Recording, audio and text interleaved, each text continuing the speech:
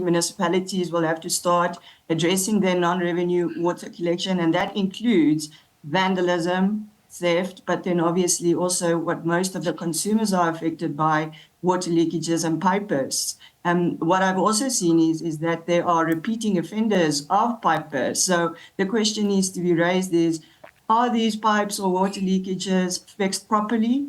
Because this is basically why numerous consumers are experiencing water outages, frequent water outages, especially if we look at areas like Sandton and the Randburg area, where pipes are very old, but yet we know that the pipes are very old, but this should once again not be used as an excuse. We should rather ask the question of what is being done and how can we hopefully track the progress. And hopefully the water dashboard is one of the factors that we are looking at, is water outages and water leaks, to basically try and hold municipalities accountable in terms of that as well.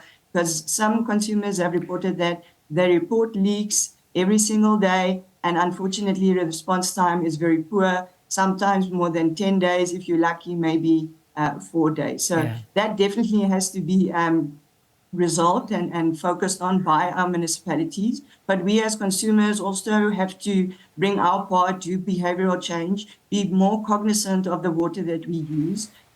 We should fix our leaks in our properties. That will help you at the end of the day with your water bill, but also to be cognizant of what you use and how you use it. We are on our way to the rainfall season. La Nina is predicted, so we will most probably experience below or above average water rainfall once again. So if people can just wait a bit in terms of watering their garden, watering their lawns, and trying to fill up their swimming pools, we have to be create more of a water saving culture instead of just making as if this is a fountain of unlimited supply. The good news is this crisis is entirely an avoidable crisis.